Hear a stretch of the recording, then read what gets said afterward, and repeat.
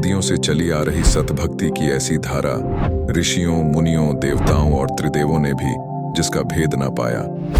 भक्ति तो सभी करते हैं,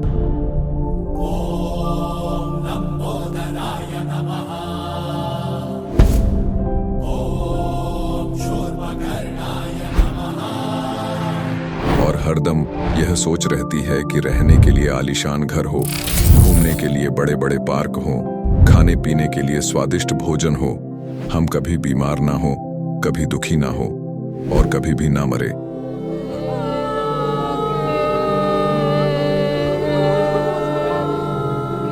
हरदम मौज मस्ती में रहे।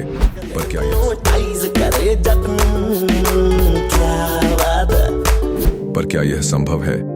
हम सब इतनी भक्ति करते हैं, व्रत करते हैं, श्राद्ध निकालते हैं, कावड़ लेकर आते हैं, बोले बोले, बोले, अरे बोले बोले, बोले। मंदिरों में जाकर मूर्ति पूजा करते हैं,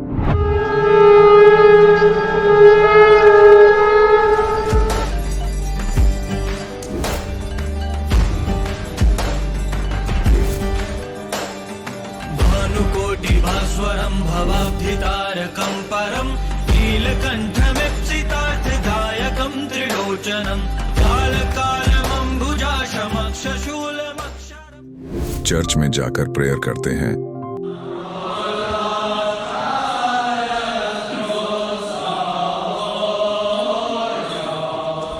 मस्जिद में जाकर नमाज अदा करते हैं,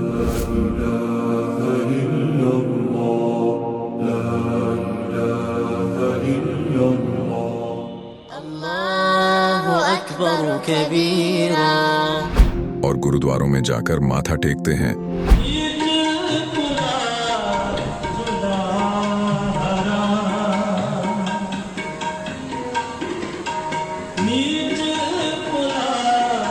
फिर भी दुखी क्यों है?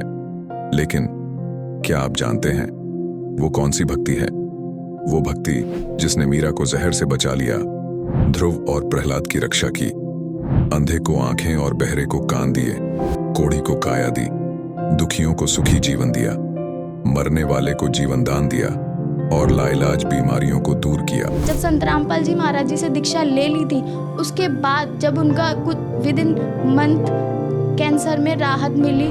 जैसे हम लोग परमात्मा का आदेश आया, हम लोग हॉस्पिटल गए और ऑपरेशन कराया। भगत जी 1 रुपया का भी दवाई माता जी को खाना नहीं पड़ा, और जो डॉक्टर कैंसर है बताते थे, वही डॉक्टर के मुख से हमने ये सुना भगत जी कि ये चमत्कार कैसे हो गया।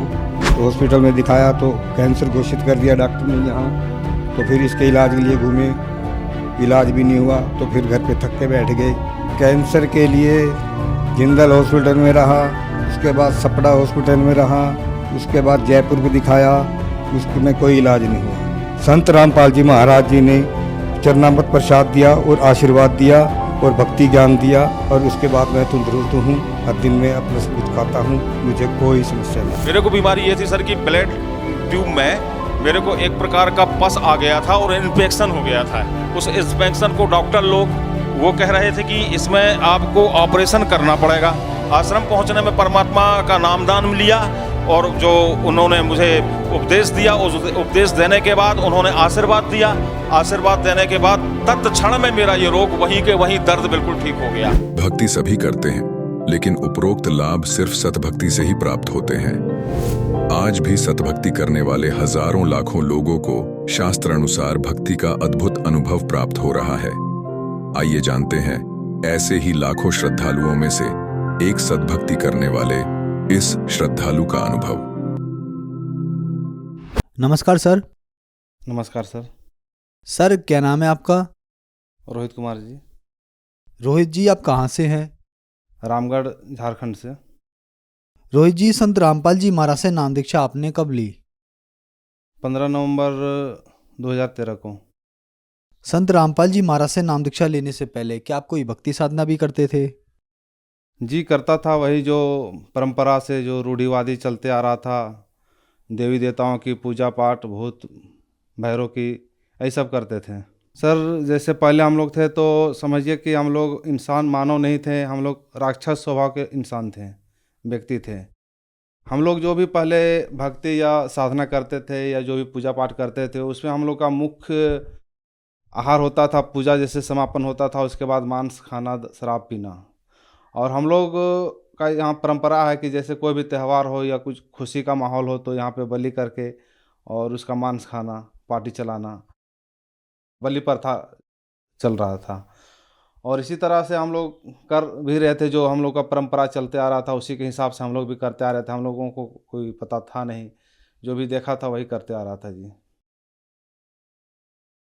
तो फिर संत रामपाल जी महाराज जी की शरण में आप कैसे आए?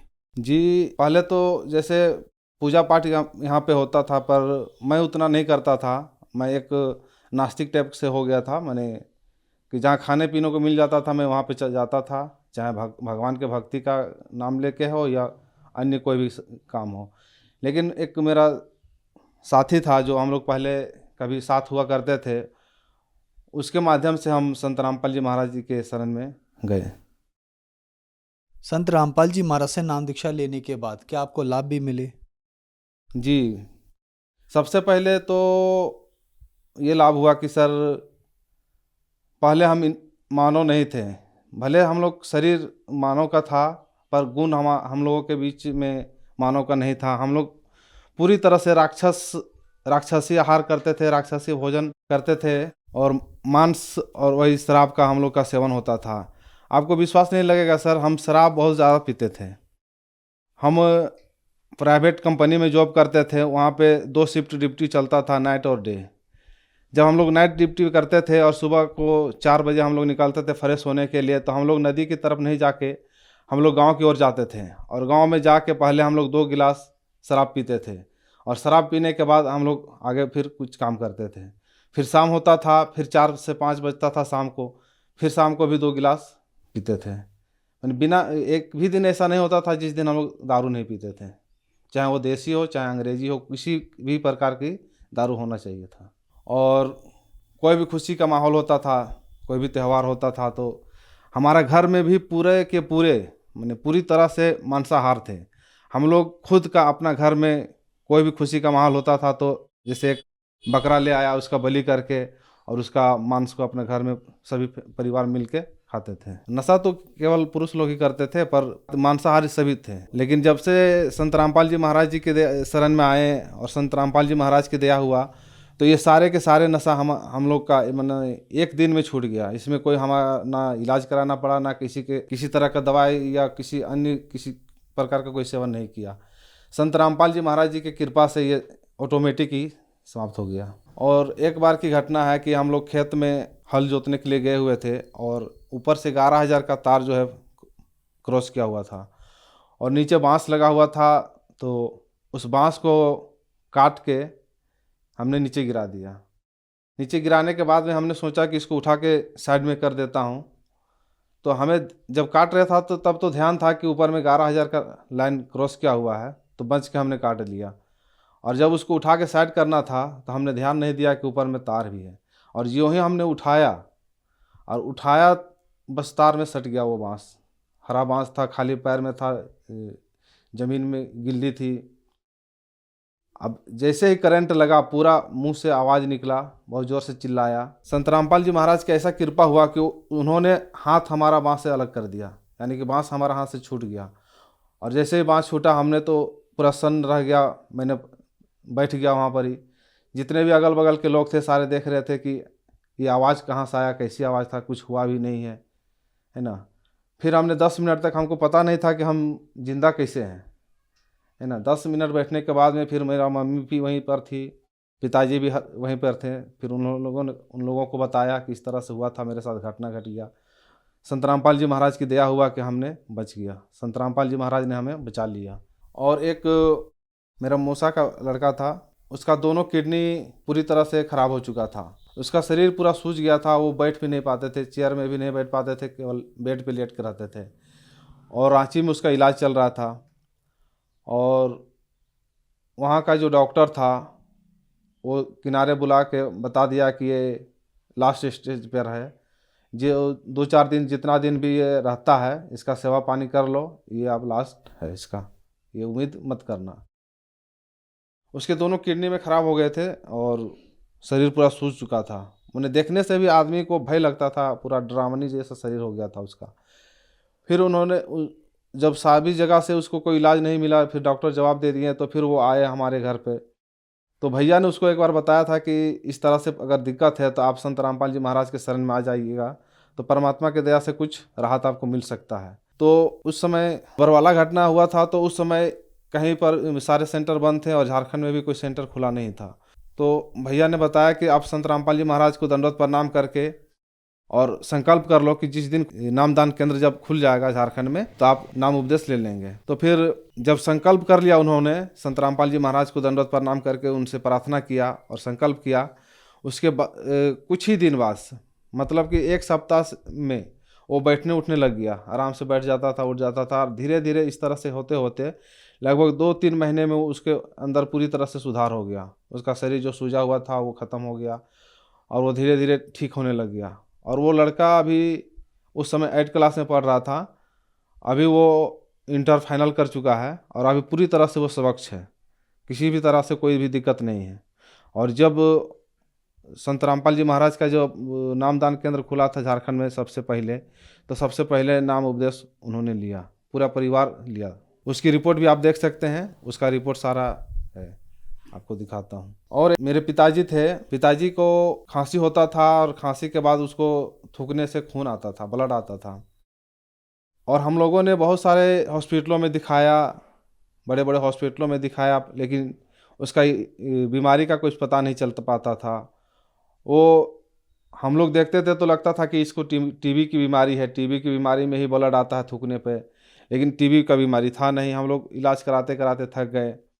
उस समय हम लोग जुड़े भी नहीं थे, केवल हम लोगों को संत रामपाल जी महाराज जी का बुक मिला हुआ था और उसका भैया अध्ययन कर रहे थे, उन्हीं को कुछ उसके बारे में जानकारी थी।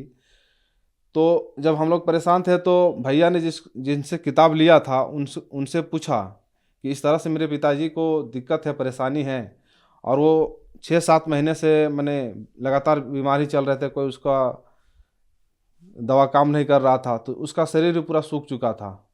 ऐसा लग रहा था कि ये अब नहीं बच पाएंगे। लेकिन जब भैया ने उनसे पूछा तो उन्होंने बताया कि आप संत रामपाल जी महाराज से एक बार प्रणाम करके उनसे प्रार्थना कर लो और संकल्प कर लो कि अगर पिताजी ठीक हो जाते हैं तो हम आपके शरण में आएंगे। तो भैया ने फिर उसी समय संत रामपाल जी महाराज का जो बुक में फ़ोटो होता है उस वहाँ पे प्रणाम किया। उस समय पता नहीं था कि दंडवत प्रणाम कैसे होता है या कैसे करते हैं लोग, वो नहीं था। लेकिन जैसे हम लोग पहले प्रणाम करते थे, अपने हिसाब से उनको प्रणाम करने के बाद में संकल्प किया कि हमारे पिताजी का बीमारी ठीक हो जाएगा तो हम लोगों ने पूरा परिवार नाम उपदेश लेंगे।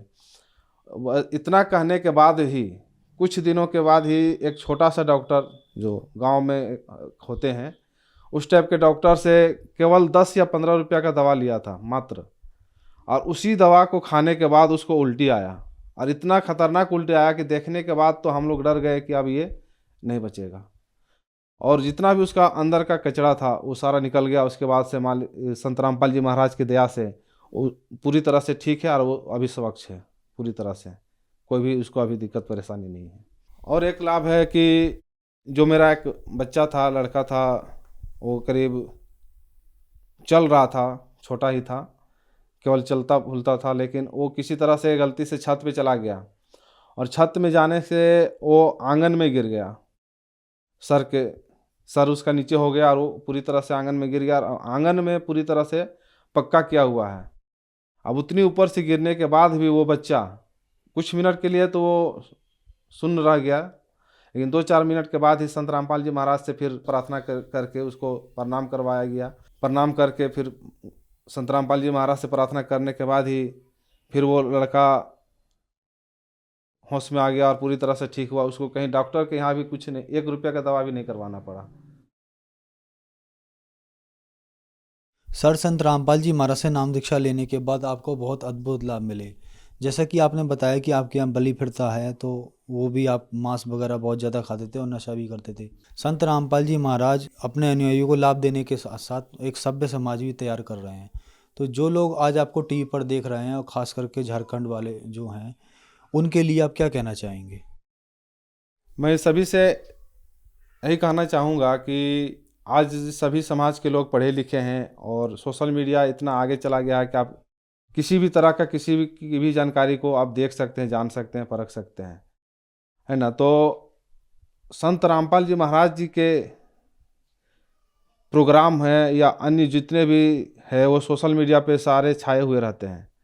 आप YouTube channel, Facebook, YouTube, Instagram, जितने भी सोशल मीडिया प्लेटफॉर्म है, सभी जगह पे आपको संत रामपाल जी महाराज का कहीं ना कुछ मिल ही जाएगा। ऐसा नहीं कहीं आपको खाली नज़र नहीं आएगा।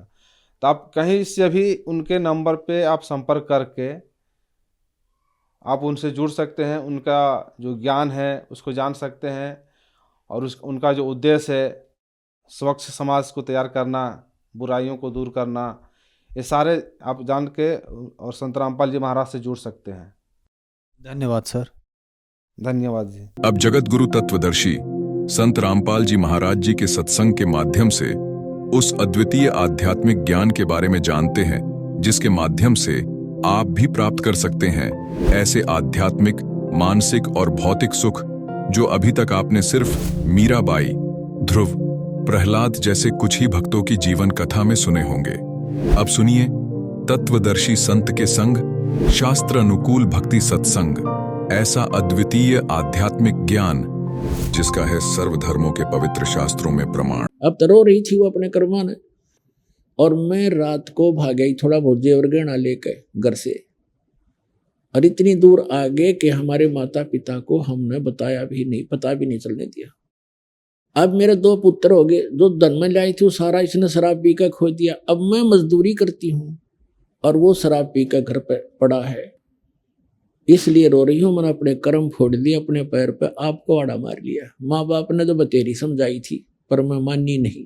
तब परमात्मा की ये कथा दास को याद आई कि हमने भी ऐसे अपने पैर पे को आड़ा मार रखा है, हम डटे नहीं डटे, और ऐसे ही फिर बाद में कष्ट उठाने ही पड़ते हैं।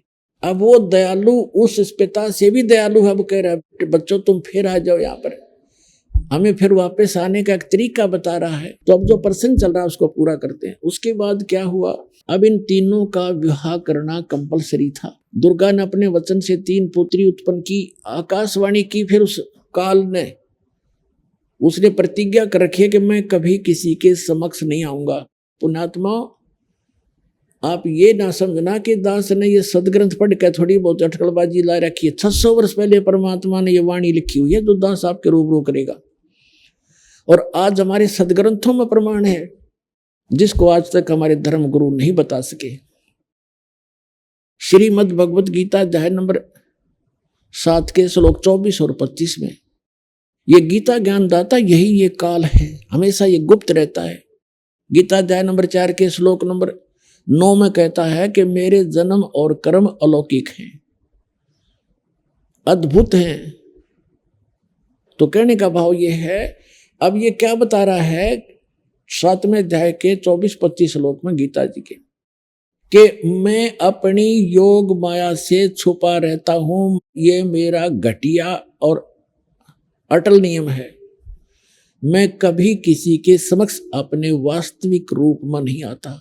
और ये जन समुदाय अबुद्ध यानी बेबुद्धि के, ये मंदबुद्धि के लोग मुझे कृष्ण मान रहे होंगे। अर्जुन मैं कृष्ण नहीं हूं, श्री कृष्ण में बोल रहा था वो प्रेत की तरफ, ज्योत निरंजन ये काल।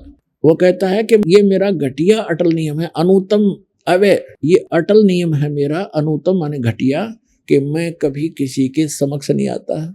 तो इसने प्रतिज्ञा कर रखी है, परमात्मा ने 600 वर्ष पहले बताया था, सदग्रंथों में हमने अब पाया है ये लिखा हुआ। जब ये बुद्धि काम की परमात्मा कबीर जी की दया से वो सदग्रंथ समझ में आए हैं। तो उसने कहा कि मैं कभी किसी को दर्शन नहीं दूंगा, मैं अपने वास्तविक रूप में कभी नहीं आऊंगा, तो मेरा भेद मत बताना और सारे संसार को संभाल। तब दुर्गा ने कहा कि आप अच्छी बात करते हो, मैं एक औरत और इतने बड़े 21 ब्रह्मांड को कैसे संभालूंगी।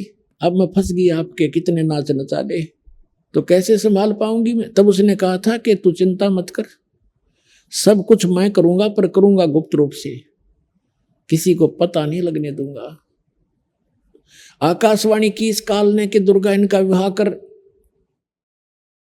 तब दुर्गा ने अपने देवी जी ने अपने मुख से अपने वचन से 3 पुत्रियां उत्पन्न की और समुद्र में छुपा दिया। उसने सारा बता दिया काल ने इनको समुद्र में छुपा दे जाके अपनी शक्ति से अचेत करके। और उधर से मैं सारी व्यवस्था करता हूं वहां पर। इस काल ने एक पर्वत रखा, उसके चारों तरफ शेषनाग लपेट दिया और कहा तीनों पुत्रों को भेज दिए उस सागर मंथन करें। अब तीनों वहां पर गए। दुर्गा ने बता दिया कि जाओ सागर मंथन करो, वहां सारी व्यवस्था मिलेगी। इन्होंने जो ही वो पकड़ के लाए, तो कब बहाना था, अपने आप घूम रहा था, सारा कुछ बहाना था। तो उसमें से 3 लड़कियां निकली। दुर्गा ने कहा था कि जो भी वस्तु निकले उसकी पहचान रखना, अलग अलग लाना। जो प्रथम निकले, द्वितीय निकले, तृतीय निकले, उनको याद रखना कौन सी पहले, कौन सी दूसरी, कौन सी वस्तु तीसरी बार है। तो 3 लड़कियां आई। वो फंक्शन अपने आप बंद हो गया, नहीं चला। वो समझ गए कि बस यही मिलना था। वापस आ गए, अलग अलग लड़कियों को साथ लेकर के मां से बताया कि ये प्रथम निकली थी, ये द्वितीय निकली थी, ये तृतीय निकली थी। इसी प्रकार इन तीनों पुत्रों का जन्म हुआ था। प्रथम ब्रह्मा का हुआ था, दूसरा विष्णु का हुआ था, दुर्गा और इस काल के संयोग से, और तीसरा शंकर का हुआ था।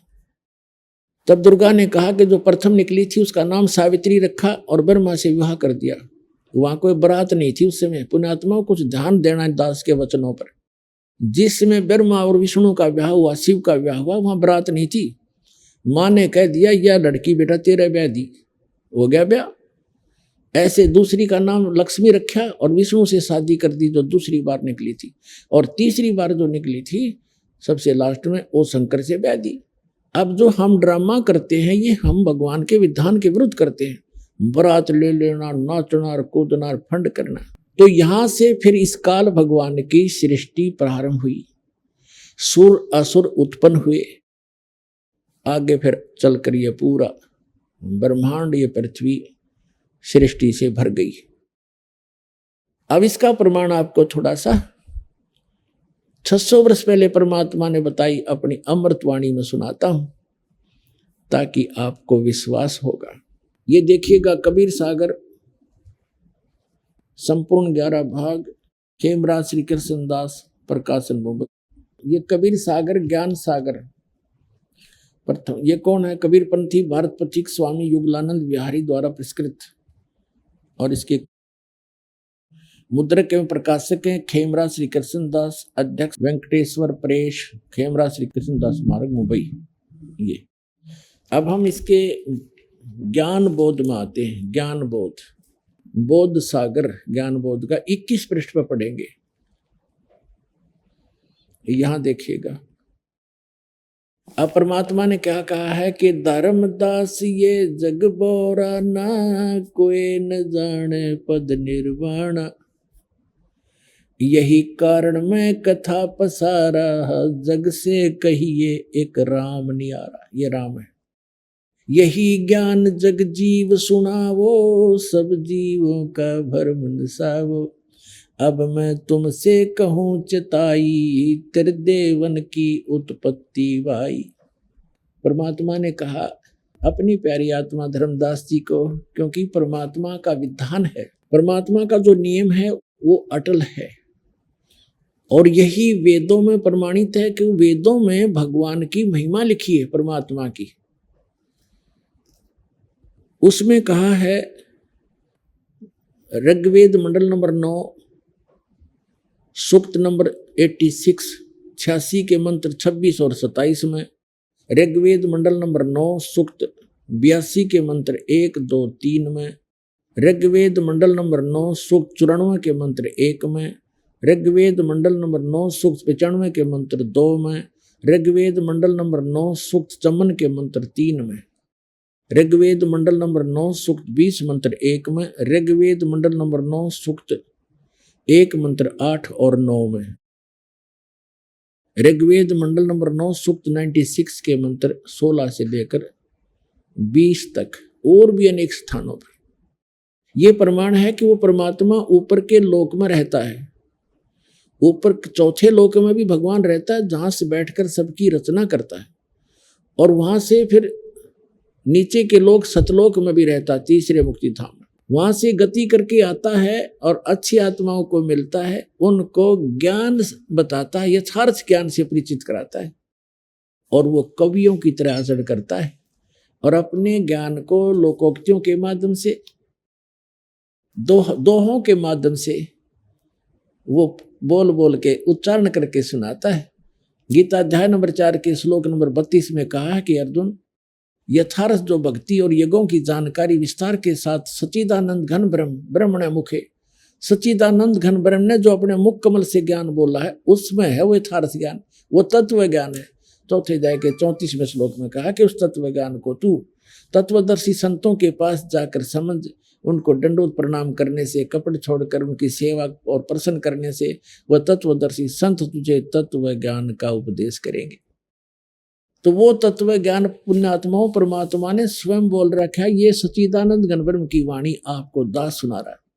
तो जिन अच्छी आत्माओं को मिलता है, दृढ़ भक्तों को, उनमें से आदरणीय धर्मदास साहिब जी, आदरणीय मुल्कदास साहिब जी, आदरणीय नानक साहिब जी, आदरणीय मुल्कदास साहिब जी, आदरणीय दादू साहिब जी, आदरणीय गरीबदास साहिब जी, गांव छुरानी, जिला झज्जर, हरियाणा वाले, आदरणीय गीसा दास साहिब जी, गांव खेखड़ा, जिला बागपत हो गया वो उत्तर प्रदेश वालों को, और आदरणीय स्वामी रामानंद जी काशी वाले को। तो उनमें से धर्मदास जी को जो ज्ञान दिया, उसके बाद वही एज इट इज ज्ञान आदरणीय गरीबदास साहिब जी को दिया। बीच में महापुरुषों को ज्ञान अवश्य दिया, लेकिन उन्होंने उस ज्ञान को इतना विस्तार से नहीं बोला क्योंकि वो भगवान ने उस समय बोल ही रखा था। और गरीबदास जी को इसलिए दोबारा बुलवाया क्योंकि बीच में इन कबीर पंथ में घुसे हुए काल के दूतों ने कबीर सागर में कुछ ना कुछ अपनी अक्ल से सूझबूझ से फेरबदल कर दिया था। लेकिन कुछ अधिकतर कबीर सागर भी सुरक्षित ही है, जहाँ परमात्मा की दया हुई, इनकी बुद्धि ने वहाँ पहुंची है। तो यहाँ जो धर्मदास जी हैं, ये उन पुण्य आत्माओं में से, अच्छी आत्माओं में से है, जिनको परमात्मा अपने विधान अनुसार आकर मिलते हैं। अब दास आपको वो रचना सुनाएगा परमात्मा सच्चिदानंद घन ब्रह्म ने जो अपने मुख कमल से बोली वाणी आपको सुनाता हूँ, सुनिएगा। धर्मदास ये जग बोराना, कोई न जाने पद निर्वाणा। अब कबीर सागर से पढ़ के सुनाता हूँ आपको, कोई नो ना सोचे वैसे बनावटी बना रखी होंगी। 600 वर्ष पहले लिखी हुई वाणी है, भगवान की बोली हुई वाणी है, धर्मदास जी ने लिखी है। धर्मदास ये जग बोराना, कोई न जाने पद निर्वाणा। यही कारण मैं कथा पसारा, जग से कहिए वो राम नियारा। यही ज्ञान जग जीव सुनावो, सब जीवों को भरम नसावो। अब मैं तुमसे कहूँ चिताई, ही तेरे देवन की उत्पत्ति भाई। अब यहाँ क्या है, परमात्मा कबीर जी अपनी प्यारी आत्मा को पहले तो धर्मदास जी को आदि नाम के महिमा बताई है। आदि नाम है गुप्त अमोला, धर्मदास मैं तुमसे खोला। ये देखिएगा, आदि नाम है गुप्त अमोला, धर्मदास मैं तुमसे खोला। गुप्त मता पावे जो कोई, गेही तज बैरागी होई। आदि नाम गुप्त संसारा, जो पावे जग से हो डारा। अब कहते हैं धर्मदास ये जग बोराना, और कोई ना जाने पद निर्वाणा। धर्मदास जी को परमात्मा कह रहे हैं कि इस मोक्ष मार्ग को कोई नहीं जानता। परमात्मा कह रहे हैं कि धर्मदास जी, जो मोक्ष मार्ग में तुझे बताने जा रहा हूं, इससे कोई परिचित नहीं है। और जो कथा मैं आपको सुनाने जा रहा हूं, तीनों देवताओं की उत्पत्ति कैसे हुई, इससे भी कोई परिचित नहीं है। धर्मदास ये जग बोराना, कोई न जाने पद निर्वाणा। यही कारण मैं कथा पसारा, जग से कहिए एक राम नियारा। जो हम अभी तक श्री राम, श्री कृष्ण, विष्णु और शंकर भगवान आदि को भगवान माना करते थे, कहते इनसे वो अलग है, वो परमात्मा। देखिएगा, धर्मदास ये जग बोराना, कोई न जाने पद निर्वाणा। यही कारण मैं कथा पसारा, जग से कहिए वो राम नियारा। ये राम है। यही ज्ञान जग जीव सुनावो, सब जीवों का भरम नसाओ। अब मैं तुमसे कहूँ चिताई, ही तेरे देवन की उत्पत्ति भाई। तीनों देवता ब्रह्मा विष्णु महेश की उत्पत्ति बताता हूँ। कुछ संक्षेप कहूँ गौराई, सब संशय तुमरे मिट जाई। भरम गए जग वेद पुराना, आदि राम का वेद न जाना। ये आदि राम है जो पहले का सबसे पुरातन सनातन भगवान। राम राम सब जगत बखाने, आदि राम कोई बिरला जाने। यहाँ राम राम सब कहते हैं, लेकिन आदि राम जो सनातन परमात्मा है उसके विषय में कोई नहीं जानता। कहते हैं राजा राम सबको यह जग जाने, तुमसे ताको भेद बखाने। इस राजा राम को सब जाना, आदि राम को नहीं जानते। ज्ञानी सुने सो हृदय लगाई, मूर्ख सुने तो गम ना पाई। अब क्या बताते हैं परमात्मा कि तीनों देवताओं की उत्पत्ति सुनाता हूँ। माँ अष्टंगी, पिता निरंजन, ये जमदारुण वंशन अंजन। अब कहते हैं ज्ञानी सुनेगा, बुद्धिमान सुनेगा तो तुरंत स्वीकार करेगा, और मूर्ख सुनेगा तो नहीं कहेगा झूठ बोला है, कहाँ से ले आया ये कथा, कहाँ से ले आया। तो परमात्मा कहते हैं बुद्धिमान सुनेंगे ना सारे प्रमाण देख के, तो वो स्वीकार करेंगे, हृदय से लगाएंगे सच्चाई को। और मूड होते हैं वो तो मान्य नहीं करते, तो उनके लिए नहीं है ये कॉलेज, ये स्कूल उनके लिए नहीं है, ये तो बुद्धिमान व्यक्तियों के लिए है ये ज्ञान। अब क्या बताते हैं देखिएगा, ज्ञानी सुने सो हृदय लगाई, मूर्ख सुने तो गम ना पाई। क्या बताते हैं, माँ अष्टंगी, पिता निरंजन, ये जमदारुण वंशन अंजन। पहले की निरंजन राई, पीछे से माया उपजाई। अब क्या बताते हैं भगवान कबीर साहब के सबसे पहले ज्योत निरंजन की अंडे से उत्पत्ति की, पीछे से दुर्गा की उत्पत्ति की उसी परमात्मा ने। फिर इन दोनों के संयोग से ब्रह्मा विष्णु महेश की उत्पत्ति हुई। देखिएगा, पहले की निरंजन राई, पीछे से माया उपजाई। माया रूप देख अति शोभा, देव निरंजन तन मन लोभा। दुर्गा के रूप पर आसक्त होकर देव निरंजन ये काल के मन में दोष आया। कामदेव धर्मराय सताए, देवी को तुरंत दरखाए। वासना वश होकर काल ने पेट से देवी करी पुकारी, हे साहेब मोहि करो उबारी। टेर सुनी सतगुरता आए, अष्टंगी को बंद छुड़वाए। कहते हैं टेर सुनी, उसकी आवाज सुनकर पेट से सतगुरु यानी हम वहां पहुंचे, अष्टंगी को बाहर निकाला। अब देखो, अब 22 पृष्ठ पे हम पढ़ रहे हैं ज्ञान बोध के। धर्मराय कहते हैं काल निरंजन को, धर्मराय को हिकमत की ना, नखरेखा से भग कर ली ना। दुर्गा के प्रजनन इंद्री नहीं थी, उसने नाखून से बनाई काल ने। धर्मराय करे भोग विलासा, माया को सो रही तब आशा। काल निरंजन और दुर्गा ने, धर्मराय की ने भोग विलासा, माया को रही तब आशा। दुर्गा प्रेग्नेंट हुई। 3 पुत्र अष्टंगी जाए, ब्रह्मा विष्णु शिव नाम धराए। अब दुर्गा और काल के संयोग से दुर्गा ने 3 पुत्रों की उत्पत्ति की, जिनका ब्रह्मा विष्णु शिव नाम धरे गए रखे गए। 3 देव विस्तार चलावे, इनमें ये जग धोखा खावे। पुरुष गम कैसे कोई पावे, परमात्मा की जानकारी कैसे प्राप्त हो। पुरुष गम कैसे कोई पावे, काल निरंजन जग भरमावे। सबको गलत ज्ञान से ये प्रेरित रखता है, भ्रमित रखता है। 3 लोक अपने सुत दीना, सुन निरंजन बासालीना। अलख निरंजन सुन ठिकाना, ब्रह्मा विष्णु शिव वेद न जाना। ब्रह्मा विष्णु महेश को भी पता नहीं इनका पिता कौन है, इतना धोखेबाज है ये। 3 देव सो उनको धावे, निरंजन का वो पार न पावे। ब्रह्मा विष्णु महेश भी उसके खोजने में लगे हुए हैं, आज तक वो अपने पिता को भी प्राप्त नहीं कर सके, क्योंकि इसने कसम खाई है, इसने प्रतिज्ञा की है कि मैं कभी किसी के सामने नहीं आऊंगा। गीता अध्याय नंबर 11 के श्लोक नंबर 47 और 48 में ये स्वयं कहता है कि अर्जुन ये है मेरा वास्तविक रूप, और इस रूप के दर्शन आज से तेरे से पहले ना किसी ने किए, ना आगे कोई कर सकता। ना वेदों में वर्णित विधि से, ना किसी जप से, ना तप से, ना किसी क्रिया से मेरी कोई इस मेरे दर्शन नहीं कर सकता। इति सिद्धम, वेदों में वर्णित विधि से भगवान प्राप्ति नहीं होती। और वेदों में ब्रह्म का नाम है ओम, उसकी साधना से ब्रह्म प्राप्ति होती है। इसने प्रतिज्ञा कर रखी है कि मैं दर्शन नहीं दूं किसी को, तो इससे वेदों में वर्णित विधि से निरंजन पाया नहीं, मिला नहीं, उसने प्रतिज्ञा कर रखी है। जिसलिए इन्होंने जिस कारण से सभी ने उसको निराकार घोषित कर दिया।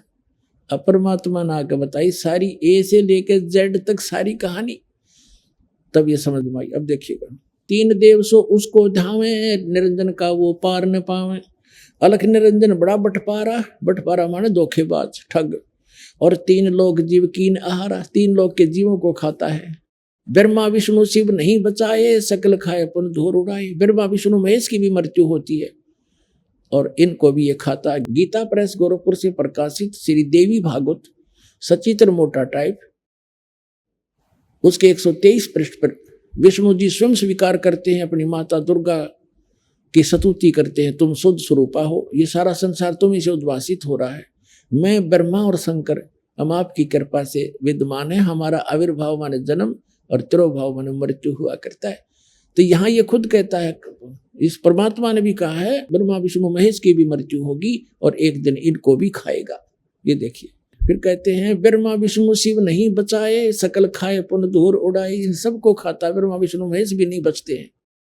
अब तिनके सुत हैं तीनों देवा, ये अंदर जीव करते हैं सेवा। परमात्मा कहते हैं ब्रह्मा विष्णु और शिव ये तीनों पुत्र इस काल और दुर्गा के पुत्र हैं। तिनके सुत हैं तीनों देवा, ये अंदर जीव करते हैं सेवा। अंदर माने ज्ञानहीन अंधे, ज्ञान नेत्रहीन अंधे इन काल के पुत्रों की पूजा करते हैं। जैसे आपको श्रीमद् भगवद गीता अध्याय नंबर 7 के श्लोक 12 से लेकर 15 में प्रमाणित किया है। उसमें गीता ज्ञानदाता भी यही है, ये कहता है काल भगवान कि इन तीनों त्रिगुणमयी माया रजगुण ब्रह्मा सतगुण विष्णु तमगुण शिव जी के द्वारा जिनका ज्ञान हरा जा चुका, इनसे आगे किसी को मानने को तैयार नहीं। ये राक्षस स्वभाव को धारण किए हुए मनुष्यों में नीच दूषित कर्म करने वाले मूर्ख, ये मेरी भक्ति भी ना करते।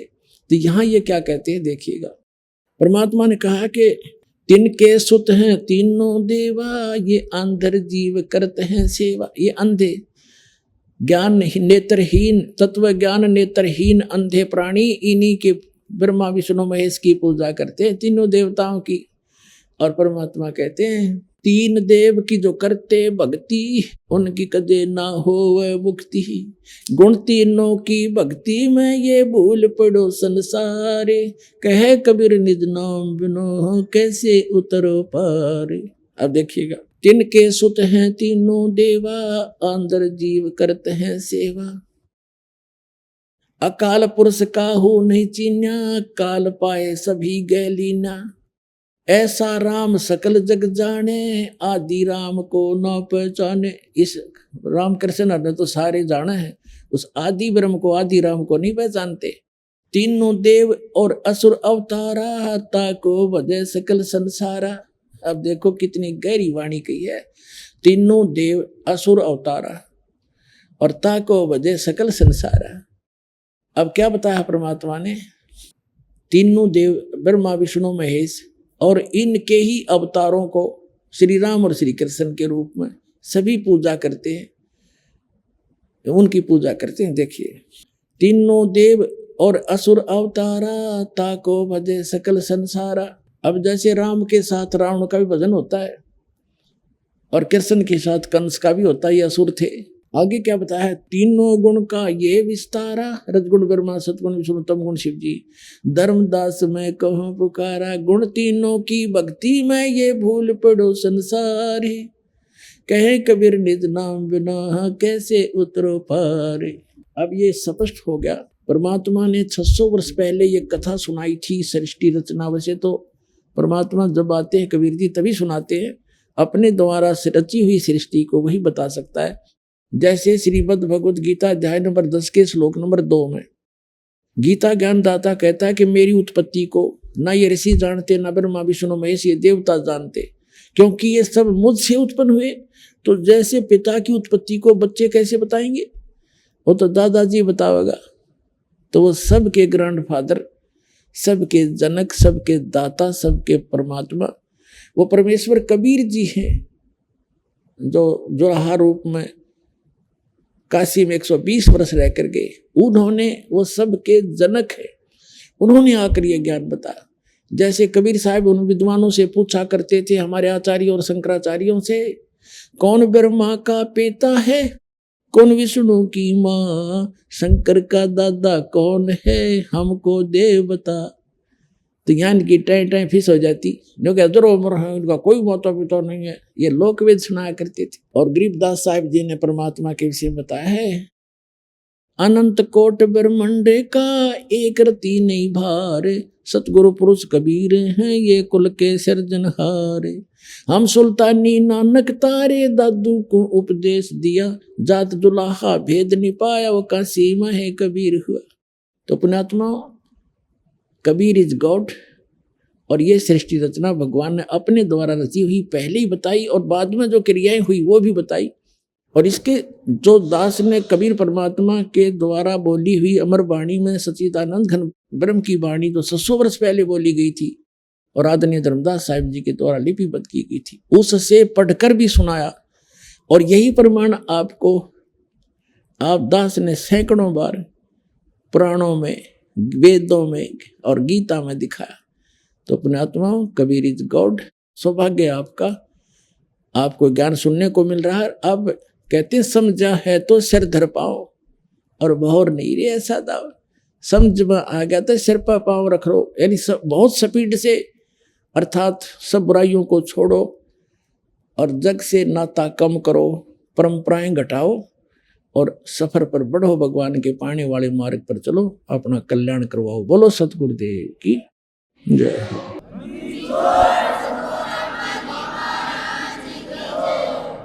परमपिता परमात्मा पूर्ण ब्रह्म सारी सृष्टि के रचनहार कबीर परमेश्वर जी, ये अल्लाहु अकबर हम सभी आत्माओं के जनक हैं। और हम यहाँ काल के लोक में फंस गए और यहाँ पर सभी प्राणी महादुखी हैं। पुण्यात्माओं, जब तक अपने को ये तत्व ज्ञान नहीं हुआ था, तब तक हम इसी व्यवस्था को बहुत ही अच्छा मानते थे। किसी की मृत्यु हो गई तो शोक व्यक्त करने चले जाते थे, अपने खुद चोट लग जाती तो बुरा हाल होता, किसी दूर के नाते में या कुल के किसी दूर के व्यक्ति को ये दुख होता, मृत्यु हो जाती, तो हम औपचारिकता ही करते रहते थे कि उनको उनके यहाँ जाना ही जाना है, क्योंकि वो हमारे यहाँ आए थे, मृत्यु हुई थी और हमारे पास कोई विकल्प नहीं था। जिस कारण से हमने अपने आप को ऐसे ही ढाल लिया, इन कष्टों को सहन करने की एक आदत सी बन गई। अब परमात्मा ने आके याद दिलाया कि इन कष्टों का कारण क्या है, क्योंकि आप गलत स्थान पर रह रहे हो, और दूसरा कारण ये है कि आपको ज्ञान नहीं, तत्व ज्ञान नहीं, और जिस कारण से आप वो भक्ति प्राप्त नहीं कर सके, जिससे आपका ये कष्ट, जन्म और मृत्यु का ये दुख और इस गंदे लोक में निवास सदा के लिए समाप्त हो जाए। उस ज्ञान को स्वयं बताने के लिए परमेश्वर अपने निज धाम से आते हैं, जहां हम और आप पहले रहा करते थे। वहां सर्व सुख था, कोई दुख नहीं था, कोई मृत्यु नहीं थी, हमारा परिवार था। हम परिवार को लेकर ही डूब गए, सह परिवार यहाँ आ गए इस काल भगवान पर आसक्त होकर के। हमने सोचा वहां कुछ और अच्छी व्यवस्था होगी। अभी आपने सुने जगत गुरु तत्वदर्शी संत रामपाल जी महाराज के मंगलमय सत्संग प्रवचन। आइए अब सुनते हैं उन भक्तों के अनुभव जिन्होंने संत रामपाल जी महाराज के प्रमाणित ज्ञान से प्रभावित होकर नाम दीक्षा लेकर अनेकों लाभ प्राप्त किए। नमस्कार सर। साहिब जी। क्या नाम है आपका? मेरा नाम फूलदास है भगत जी। कहाँ से आए हो? मैं तहसील जरा जिला फिरोजपुर से आया हूँ। सर, संत रामपाल जी महाराज से नाम दीक्षा लेने से पहले आप क्या भक्ति साधना करते थे? शिव को मानता था और अन्य साधना करता था, जैसे देवी देवताओं को पूजना, पत्रों को पूजना और उसके साथ सोमवार का व्रत करता था, मंगलवार मंदिर में जाता था और वीरवार को पीरों की दरगाह पे जाता था, और जैसे रीति रिवाज है हमारे हिंदू धर्म में वैसे करता था मैं।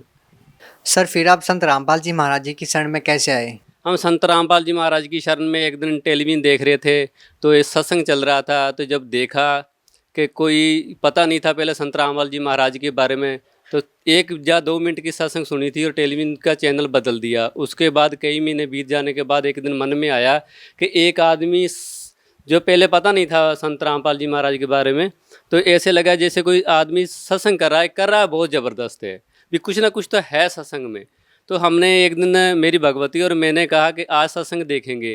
तो जब हम सत्संग देखने के लिए कह रहे तो बच्चा रोले पाने लगे कि नहीं हम शिवाजी राज्य चलते थे, उस समय शिवाजी राज्य देखेंगे। तो मैंने कहा कि नहीं, आज तो सत्संग ही सुनेंगे। जब सत्संग देखी तो बंदी छोड़ सतगुरु रामपाल जी महाराज जी ने गीता दिखाई तो गीता में प्रमाण दिखाए कि 3 लोग की जो करते भक्ति उनकी कभी ना होवे मुक्ति, यह शिव विष्णु और ये ब्रह्मा जी है, अजर अमर नहीं है।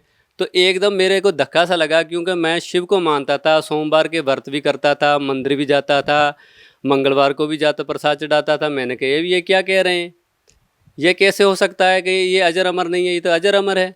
तो मेरे को बहुत मन में आया भी ये तो गलत कह रहे हैं। तो मैंने कई दिन देखता रहा, साधना चैनल सत्संग रोज डेली देखता था।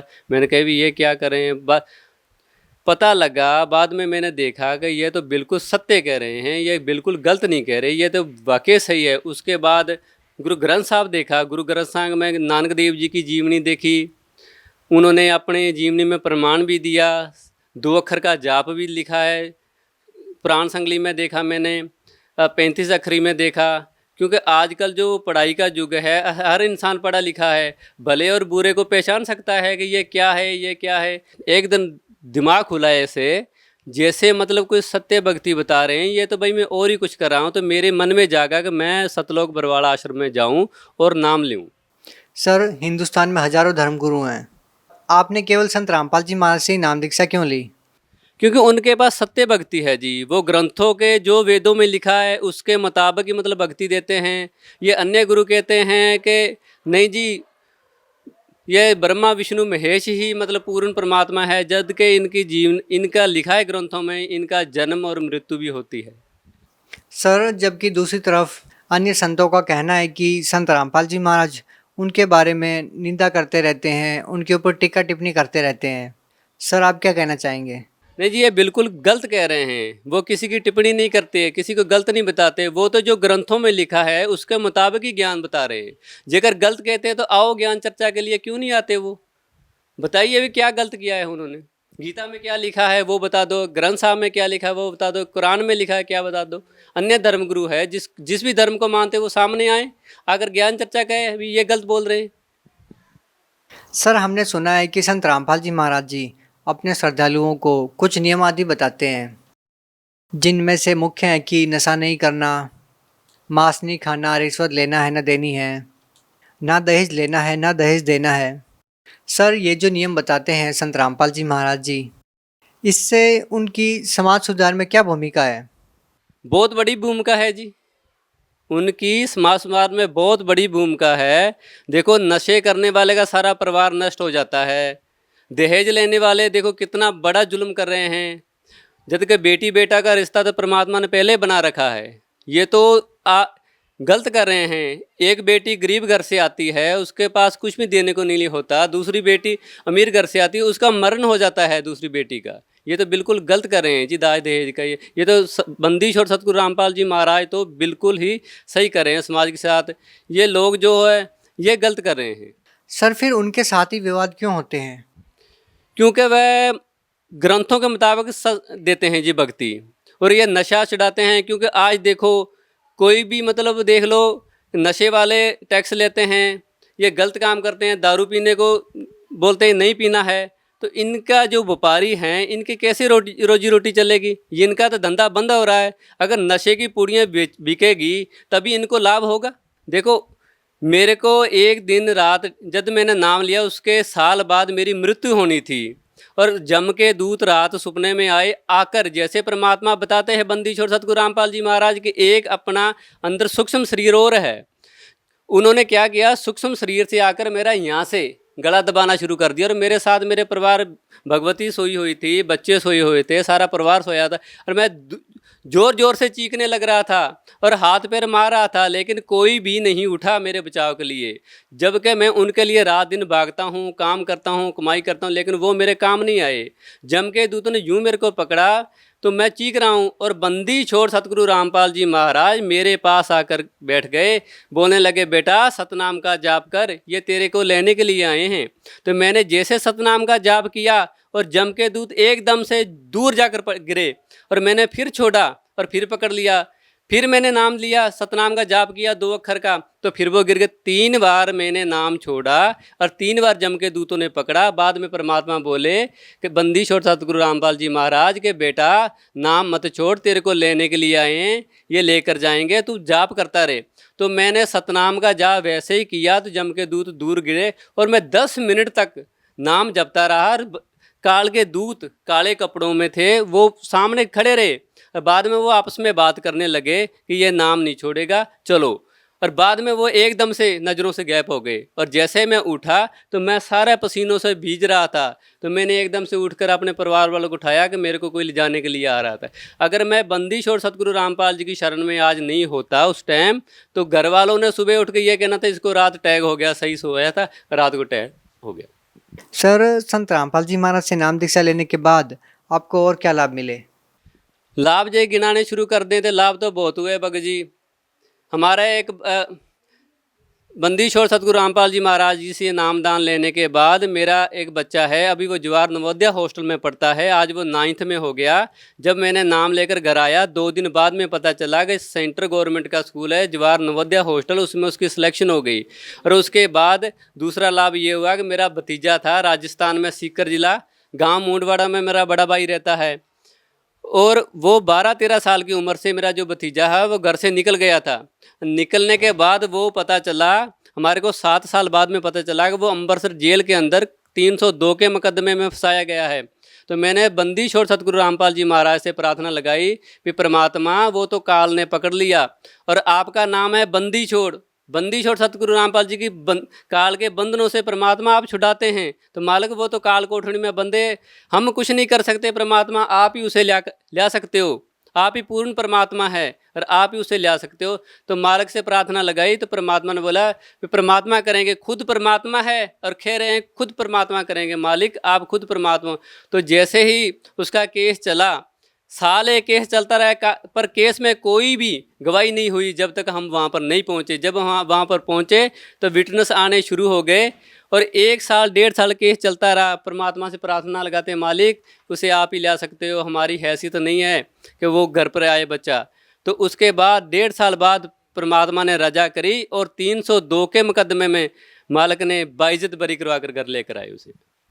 वो बंदी छोड़ सतगुरु रामपाल जी महाराज की दया से बरी हो गया जी। और हमारे घर के मान, और मैं बताता हूँ, हमारे घर के अंदर मेरी भगवती की दवाई, मेरे बच्चों की दवाई घर से जाती नहीं थी, लेकिन जब से हमने नाम लिया 3 साल हो गए, किसी गोली का या दवाई का किसी तरह का कोई दिक्कत ही नहीं आती कि गोली लें। पीछे से मेरे बेटे को, जैसे इंग्लिश में बोलते हैं टाइफाइड हो गया और पंजाबी में बोलते हैं माता निकल गई, और उसके बहुत निके निके दाग से हो गए। कोई बोलते इसे वहाँ पर ले जाओ, इसे वहाँ पर ले जाओ। तो बेटा कहने लगा, नहीं पापा जी मेरे को कहीं मत ले जाओ, मेरे को सुमरनी दे दो और मैं सतनाम का जाप करूँगा। आज वो बिल्कुल ही सही है, माल की दया से। आज वो मेरे आता है यहाँ पर साथ इंटरव्यू देने के लिए, लेकिन उस स्कूल वाले जवाहर नवोदय हॉस्टल वाले उसे पठानकोट लेकर गए हैं कैंप के अंदर।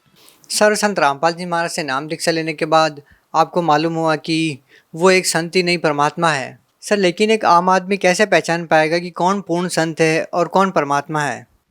सतगुरु के लक्षण कहूँ 4 विंगम भी, 4 वेद 6 शास्त्र 18 बोध। जिसको इनका ज्ञान हो, गीता का, कुरान शरीफ का, बाइबल का, गुरु ग्रंथ साहब का, वही सतगुरु हो सकते हैं।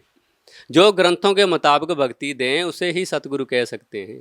जैसे नानक देव जी बोलते हैं, 2 अक्षर का भेद बताए, वही पूर्ण गुरु कहावे।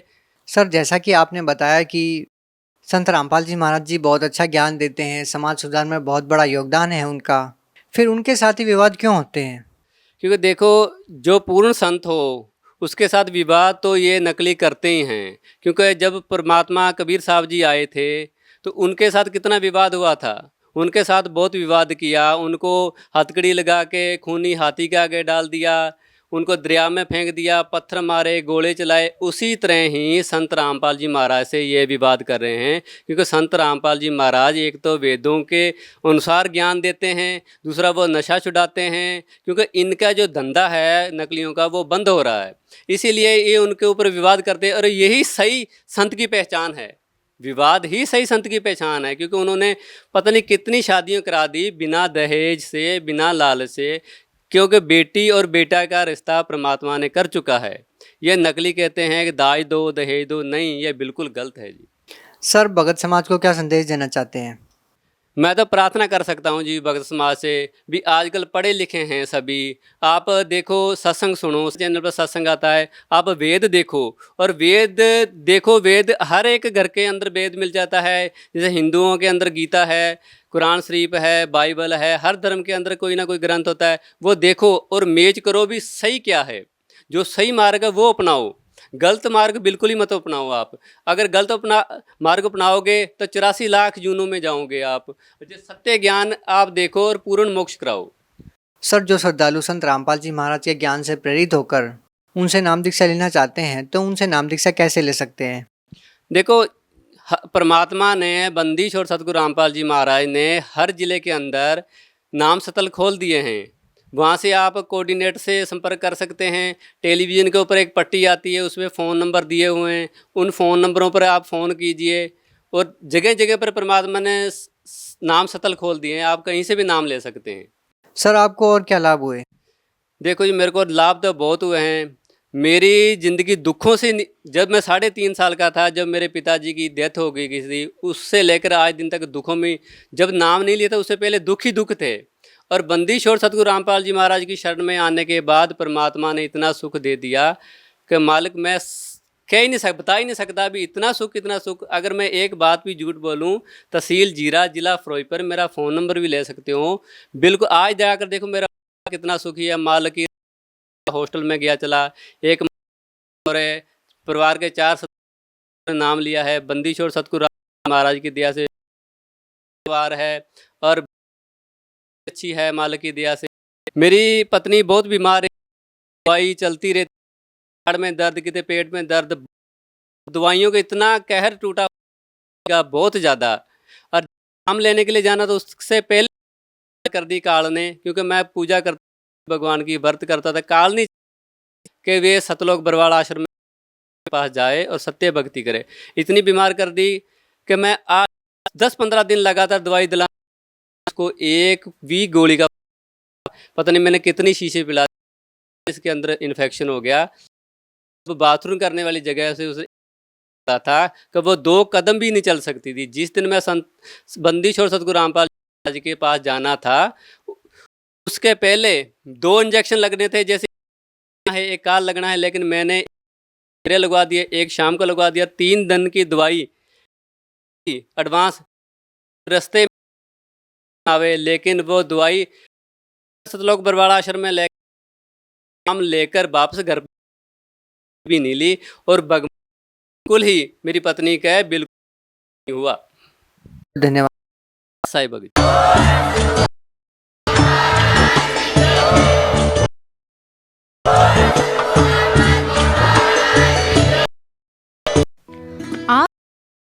गुरु तत्वदर्शी संत रामपाल जी महाराज।